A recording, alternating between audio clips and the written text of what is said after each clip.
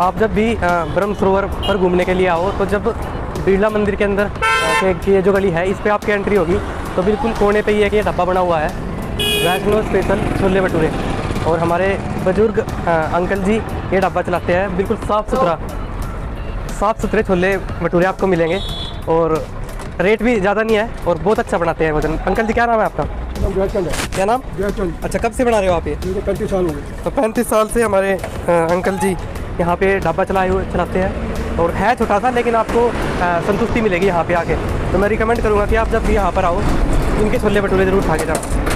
कुरुक्षेत्र के ब्रह्म सरोवर पर इस वक्त मौजूद हूँ और ये सरोवर, ये तीर्थ हिंदू धर्म का बहुत ही ज़्यादा पवित्र तीर्थ माना जाता है। ये महाभारत से जुड़ा है और कई कथाएं हैं महाभारत की जो इससे जुड़ी हुई है। उनमें से एक कथा अगर मैं आपको बताऊं कि जिस समय दुर्योधन जिस तालाब में छिपा था युद्ध के अंतिम दिन, वो यही तालाब था ब्रह्म सरोवर। और सूर्य ग्रहण के दौरान इस सरोवर पर एक बहुत ही बड़ा मेला भी लगता है और दूर दूर से लोग यहाँ पर घूमने के लिए आते हैं। इसके अंदर लगभग 166 करोड़ लोगों की जान भी गई। तो दोस्तों यही ज्योतिसर की यही वो जगह है जहाँ पर भगवान श्री कृष्ण ने अर्जुन को गीता का उपदेश दिया था। और जब अर्जुन ये कहने लगे थे कि अब मुझसे युद्ध नहीं लड़ा जाता, वो काफ़ी कमज़ोर पड़ गए थे, तो उनकी कमज़ोरी को इसी जगह पर भगवान श्री कृष्ण ने दूर किया था।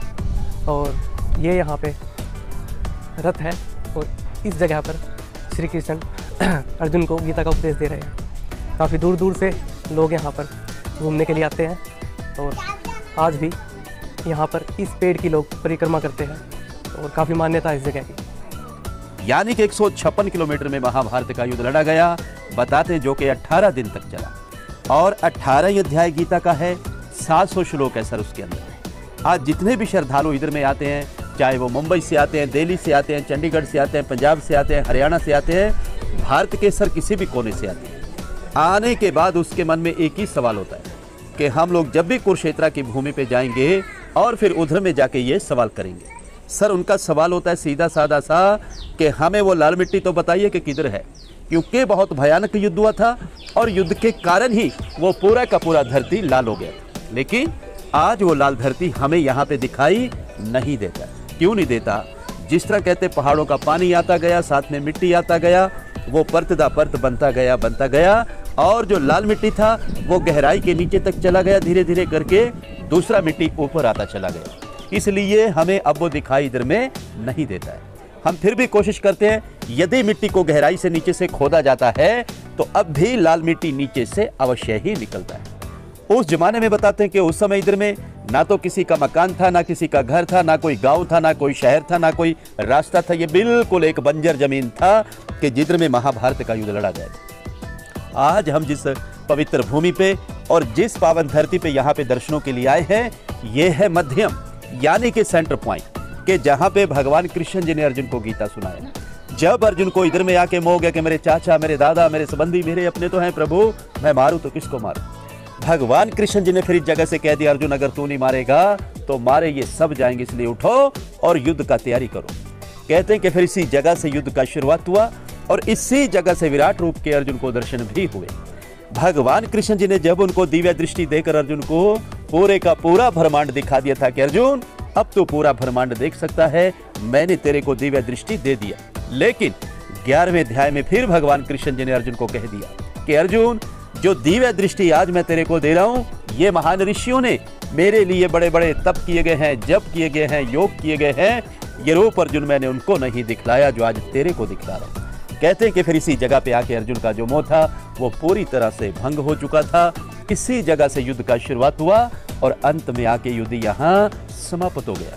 कहते हैं कि भगवान कृष्ण जब इस पेड़ के नीचे गीता सुना रहे थे, उस समय गीता सुनाते समय ये पेड़ भी सदा सदा के लिए अमर हो गया था जी। तभी इस पेड़ का नाम पड़ा अक्षयवट। अक्षय मैंने जिसका अक्षय ना हो, जो खत्म ना हो, हमेशा हमेशा के लिए जो जिंदा रहता है, अमर रहता है, उसको हम अक्षयवट बोलते हैं। तो कुरुक्षेत्र से लगभग 2 किलोमीटर दूर ये गांव है नरकात्री और यहाँ पे जो भीष्म पितामह जिनको बाणशैया पर अर्जुन ने लेटा दिया था, तो यहीं पर उनका एक मंदिर है भीष्म पितामह का भीष्म पितामह बाणशैया मंदिर। तो अभी हम उसी मंदिर में जा रहे हैं और वो दृश्य भी आपको दिखाएंगे कि जब भीष्म पितामह को बाणों की शैया पर लेटा दिया गया था। एक मूर्ति बनाई गई है जहाँ पर भीष्म पितामह लेटे हुए हैं, उनको बाणों से लेटाया गया है। और साथ में ही वो जगह भी है जहाँ पर जब अर्जुन ने तीर मारा था और तीर मारकर भीष्म पितामह के लिए पानी निकाला था उनके पीने के लिए। तो इस समय हम भीष्म कुंड के अंदर है और हमें जब ज्योतिसर में गए थे उस समय भी ये मिले थे और अब भी एक्सीडेंटली हम मिल गए हैं। तो महाराष्ट्र से आप? महाराष्ट्र से। ये आप महाराष्ट्र से हो और आप? अच्छा, झांसी से। यहाँ के कैसा लगा आपको? बहुत अच्छी जगह है। अच्छा, क्या क्या सीखने को मिला और क्या क्या जानने को मिला? लोग अच्छे हैं, काम है, बहुत प्यार से रहते हैं जी जी, और बहुत ज्ञान है, सब बांट रहे हैं, अच्छा लग रहा है। महाभारत के बारे में बहुत कुछ सीखने को मिला। बहुत देखने को मिला। ठीक है, धन्यवाद बहुत बहुत आपका। तो अभी आपको हम जो ये ही वो जगह है जहाँ पर जब अर्जुन ने भीष्म पितामह को बाणों से घायल कर दिया था और यहाँ पर उनकी बाणशैया बनी थी और वहाँ पर वो स्टैचू भी इनका बनाया गया है।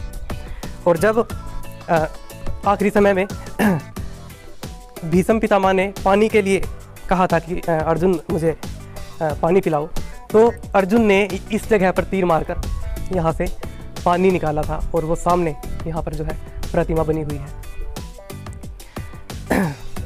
तो बड़ा अद्भुत दृश्य है यहाँ का। ब्रह्म सरोवर की ये जो लंबाई है लगभग 1 से 1.5 किलोमीटर तक की लंबाई हो सकती है और इसका जो फ्रंट है, इस पूरे फ्रंट पर इस तरह की तस्वीरें लगाई गई हैं और इन तस्वीरों का वर्णन नीचे जो ये बोर्ड लगे हुए हैं इन पर लिखा गया है। काफ़ी सुंदर इस ब्रह्म सरोवर को बनाया गया है। ये इस तरह के घाट भी यहाँ पर बनाए गए हैं नहाने के लिए, औरतों के लिए, और इन घाटों का सबका नाम अलग अलग रखा गया है। जैसे इस घाट का नाम है गंधारी घाट। काफ़ी साधु संत भी यहाँ पर आपको मिलेंगे अगर आप यहाँ पर आते हो। जैसे अभी मेरे बगल में ये एक साधु है, मैं इनसे कोशिश करता हूँ जानने की ये कहाँ से है और यहाँ पर रहते कहाँ हैं। बाबा जी कहाँ से हो आप? कहाँ रहते हो आप? कहाँ से हो? कहाँ से हो आप? क्या? कहाँ से आए हो? क्या बोला? कहाँ से आए हो आप? मैं? हाँ। ओ यहाँ रहता था पहले 7-8-10 साल तक। अच्छा। गया था, ये हादसा हुआ ना। हाँ। जब हादसा हुआ पड़ गया था जाके पठानकोट में, फिर हाँ। वहाँ रोटी पानी खाने पीने के लिए कोई व्यवस्था नहीं खास। यहाँ तो हर कुछ व्यवस्था है, टाइम टेबल अनुसार है। अच्छा। हर कोई यहाँ रहते कहाँ हो इधर? यहाँ वो 4 बजे पावलो शाम हर जगह पर है। यहाँ समय अनुसार सब कुछ सामान मिल जाता है आपको? हाँ, वहाँ तो पठानकोट में हाँ। तो आप लाए, कोई 2 रोटी दे दिया, वो लाए, कोई ये ला। अच्छा, पठानकोट से आए हो आप? हाँ, ऐसे कोई देता था। वहाँ पर बड़े प्रॉब्लम। सोते किधर हो? सोते कहाँ हो आप? हाँ? सोते कहाँ हो? क्या? सोते कहाँ हो? आँखों में। कहाँ पर सोते हो आप? हाँ? सोते कहाँ हो? सोते कहाँ हो? सोते? हाँ। वो सब यहाँ बरंडा में सब सोते बाहर। यहाँ इधर ही है? हाँ, सब बरंडा में पूरे। अच्छा अच्छा। अब बारिश हो जाएगा ना। हाँ हाँ। ज्यादा मुसीबत होता तो ये है ना। हाँ, ठीक यहाँ लेट जाओ। ये जो मालूम है, ठीक ये ठीक। जो मकान है ना। हाँ जी। ये मकान के अंदर पड़ जाता है। ठीक। है सब। अच्छा ठीक है, राम राम जी। हाँ। तो काफ़ी साधु संत यहाँ पर जो है आपको मिलेंगे। तो धर्म और अधर्म की लड़ाई में महाभारत के अंदर जो जीत हुई थी वो धर्म की हुई थी, यानी कि सच्चाई की हुई थी। इस समय मैं जो गांधारी घाट है उसके ऊपर आया हूँ और यहाँ से पूरा ब्रह्म सरोवर आपको जो है दिख जाएगा। और इतना बड़ा सरोवर, इतना बड़ा तालाब शायद पूरे विश्व के अंदर कहीं नहीं होगा। दोस्तों, ब्रह्म सरोवर के बाहर बहुत सारी धर्मशालाएं बनाई गई है, जैसे जाट धर्मशाला, गुर्जर धर्मशाला, और इन सभी धर्मशालाओं के अंदर लोगों के ठहरने का प्रबंध किया गया है। और मैं श्योर नहीं हूँ कि यहाँ पर खाना भी दिया जाता है नहीं, लेकिन जहाँ तक संभावना है कि यहाँ पर लोगों को जो है खाना भी दिया जाता है। और यहाँ पर बहुत सारे ढाबे हैं जिसके अंदर शुद्ध शाकाहारी भोजन मिलता है। किसी भी तरह का मांस मीट उनमें नहीं डाला जाता है। जैसे कि मेरे पीछे ये इस वक्त गुर्जर धर्मशाला है और इस तरफ भी एक धर्मशाला है, ये रोड भवन है इस तरफ। ये गुर्जर धर्मशाला।